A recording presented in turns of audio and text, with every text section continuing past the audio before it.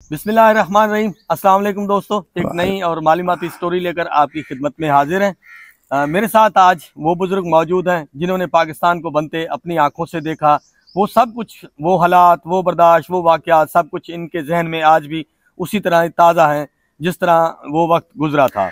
मेरे साथ मौजूद हैं बाबा नूर अहमद, जिनकी उम्र है 103 साल।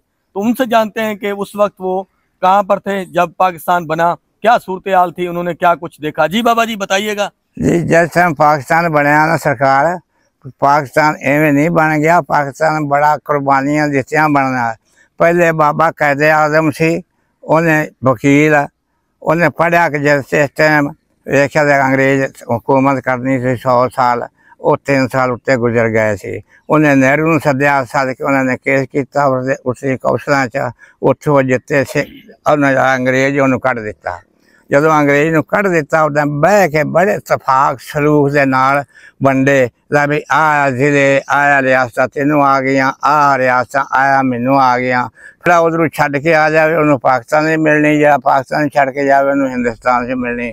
ਬਾਅਦ ਦੇ ਵਿੱਚ ਜਦੋਂ ਉਧਰੋਂ ਆਉਣ ਜਾਣ ਲੱਗ ਪਏ, ਉਹ ਕਾਲੀਏ ਸਿੱਖ ਸੀ, ਉਹਨਾਂ ਜਨਾਬ ਮੇਰਾ ਖਿਆਲ ਨਾਰੋਵਾਲ, उन्होंने गड्डी सरकार मेरी पूरी की पूरी मुसलमानों की वढ़ दी। जब उन्होंने गड्डी वढ़ दी, उतों अग बल पई फिर असी सिख सानू मारन, असी सिखा मारीए। असी आपदे बच्चे लेके कमांदा कपावां चाहे कणकां लुकना, सिखा ने आपदे लेके लुकना। बड़े की दस सकते हैं, घर का बारिशां पैनियां, घर के कणकां कुड़कां बड़ोले फिस गए, भुख आ गई। जो ये गरीब आए उधरों माजर हो के 100 रुपये तोड़ा सी, 25 रुपये चांदी सी। उस टाइम 100 रुपया दे के इन्होंने गरीबों ने मन कणक लैके खाधी सी। जे अज धक्के खाते फिरते इन्होंने कोई जात लभी कोई ना लभी।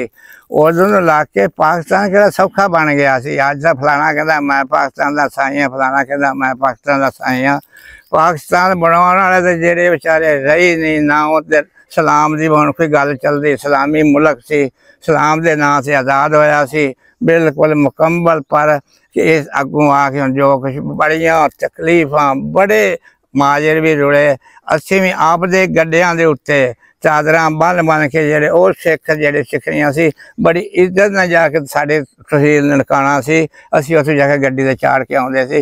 गोदाम जेड़ा गोदाम कणकां गलियां उन्हां दे विच वो सिखनियां बैठदियां सी, जेडे बाहर पैर भी नहीं देखण देंदियां सी। सरदार 100 मुरबे दियां मालकां वो भी बड़े रुड़े। बिचू शैतान उठे कालिए जिन्होंने वट टोक शुरू कर दी।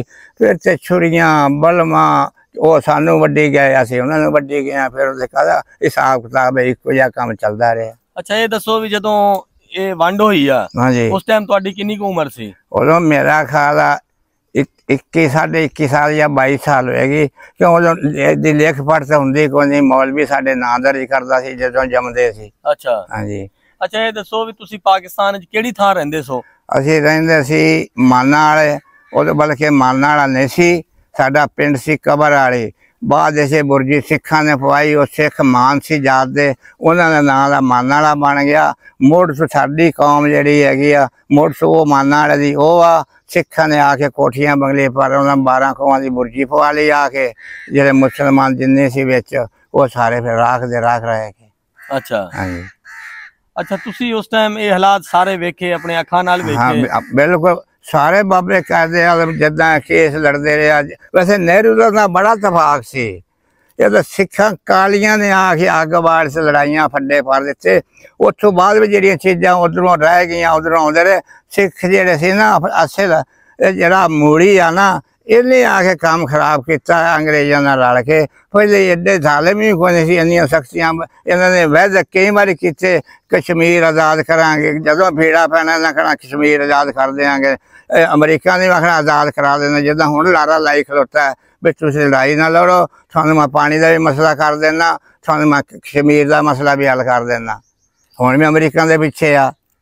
अच्छा अच्छा ये दसो भी कैदे आजम तुसी किथे वेख्या सी उस दौर? बड़े बेरे वेख्या सरकार, मैं उन्हें ननकाने वेख्या सी। अच्छा तहसील ननकाना, उस सरकार मेरी चंगे लम्मे जे करदा, सिर से टोपी सी, फुमन काला लमकदा सी, बड़ा लिखिया पढ़िया सी, पूरा जा पक्का जा रंग सी, ना एडा गोरा सी ना काला सी। अच्छा हाँ जी वेख्या बिल्कुल, उनकी तकरीर सुनी है। ਅੱਛਾ ਇਹ ਦੱਸੋ ਵੀ ਹੁਣ ਵਾਲੇ ਲੀਡਰਾਂ ਵਿੱਚੋਂ ਜਿਹੜੇ ਲੀਡਰ ਹੈਗੇ ਆ ਹਾਂਜੀ ਅੱਜ ਦੇ ਲੀਡਰਾਂ ਵਿੱਚੋਂ ਤੁਹਾਨੂੰ ਕਿਹੜਾ ਲੀਡਰ ਚੰਗਾ ਲੱਗਦਾ? ਅੱਜ ਦੇ ਲੀਡਰਾਂ ਸਾਨੂੰ ਅੱਛਾ ਤੇ ਚੰਗਾ ਤੇ ਉਹੀ ਸੀ ਜਿਹਨੂੰ ਕੋਈ ਵੀ ਚੰਗਾ ਉਹਨੂੰ ਅੱਗਾ ਨਹੀਂ ਆਉਣ ਦੇਣਾ। ਲੀਡਰਾਂ 'ਚ ਲੀਡਰ ਇਮਰਾਨ ਖਾਨ ਅੱਛਾ ਸੀ। ਉਸ ਤੋਂ ਅੱਗੇ ਪਹਿਲੇ ਇਹਨਾਂ ਨੇ ਜਿਹੜਾ ਮੁਸ਼ਰਫ ਸੀ ਆਪਦਾ ਆਇਆ ਉਹ ਵੀ ਚੰਗਾ ਸੀ, ਇਹਨਾਂ ਉਹਨੂੰ ਕਦੋਂ ਰਹਿਣ ਦਿੱਤਾ। ਅੱਛਾ ਹਾਂਜੀ ਇਹਦਾ ਮਤਲਬ ਹੈ ਤੁਸੀਂ ਇਮਰਾਨ ਖਾਨ ਨੂੰ ਪਸੰਦ ਕਰਦੇ ਹੋ? ਹਾਂਜੀ ਚੰਗੇ ਨੂੰ ਪਸੰਦ ਕਰਨੇ, ਇਮਰਾਨ ਖਾਨ ਨੂੰ ਨਹੀਂ ਪਸੰਦ ਕਰਦੇ। ਅੱਛਾ ਜਿਹੜਾ ਚੰਗਾ ਬੰਦਾ ਹੋਵੇ ਉਹਨੂੰ ਪਸੰਦ ਕਰਦੇ, ਜਿਹੜਾ ਮੁਲਕ ਦਾ ਖੈਰ ਖਾ ਹੋਵੇ। ਹਾਂਜੀ ਹਾਂਜੀ ਇਹਨਾਂ ਨੇ ਕੋਈ ਮੁਲਕ ਛੱਡਿਆ, ਕੋਈ ਮੁਲਕ ਨਹੀਂ ਛੱਡਿਆ। ਹਿੰਦੁਸਤਾਨ ਤੋਂ ਸ਼ੁਰੂ ਚਲਾ, ਉੱਥੇ ਸ਼੍ਰੀ ਨਵਾਜ਼ ਬੈਂਕਾਂ ਕੋਠੀਆਂ ਬੰਗਲੇ, ਲੰਦਨ ਚਲਾ ਜਾ ਉੱਥੇ, ਹਿੰਦੁਸਤਾਨ ਚਲਾ ਜਾ ਉੱਥੇ, ਸਊਦੀਆ ਚਲਾ ਜਾ ਉੱਥੇ, ਕੋਈ ਮੁਲਕ ਨਾ ਇਹਨੇ ਛੱਡਿਆ। ਗਰਦਾਰੀ ਨੇ ਤੇ ਨਾ ਛੱਡਿਆ ਸ਼ਹਬਾਜ਼ ਸ਼ਰੀਫ ਤੇ ਸ਼੍ਰੀ ਨਵਾਜ਼ ਨੇ। ਜੋ ਦੌਲਤ ਸੀ ਸਾਰੀ ਇਹਨਾਂ ਨੇ ਬਾਹਰ ਕਰ ਲਈ ਹੈ। ਹੁਣ ਇੰਨਾ ਕਰਜ਼ਾ ਲਿਆ ਬਈ ਤੁਸੀਂ ਸੋਚ ਵੀ ਸਕਦੇ। ਸਾਡੇ ਉੱਤੇ ਟੈਕਸ ਰੱਖ ਦਿੱਤੇ, ਜਿਹੜਾ ਮੂਤਣ ਜਾਵੇ ਉਹ ਵੀ 300 ਦੇਵੇ, ਚੁੱਲਾ ਟੈਕਸ, ਮੋਟਰਸਾਈਕਲ ਟੈਕਸ। ਦੁਨੀਆ ਰੋਣ ਡਈ ਹੈ ਤੇ ਆਪ ਐਸ਼ਾਂ ਕਰਨ ਡਿਆ, ਵੰਡਣ ਡਿਆ। ਅਫਸਰ ਜਿਹੜੇ ਵੱਡੇ ਆ ਉਹਨਾਂ ਦੀਆਂ ਤਨਖਾਹਾਂ ਵਧਾ ਦਿੱਤੀਆਂ, ਗਰੀਬਾਂ ਦੇ ਉੱਤੇ टैक्स रख दिते। ये कितने का इंसाफ है जी। ये हमारे साथ थे बाबा नूर अहमद, जिन्होंने पाकिस्तान को बनते अपनी आंखों से देखा। उन्होंने वो हालात और वाक़यात भी सुनाए जो उस वक्त उन्होंने देखे। तो उम्मीद है कि हमारी आज की स्टोरी जो है आपको अच्छी लगेगी। हम कोशिश करते रहते हैं कि आपको डिफरेंट और मुख्तलिफ किस्म की जो है स्टोरीज दिखाते रहें। तो दुआओं में याद रखिएगा। मिलते हैं किसी नए टॉपिक के साथ, नई स्टोरी पे। अल्लाह हाफिज़।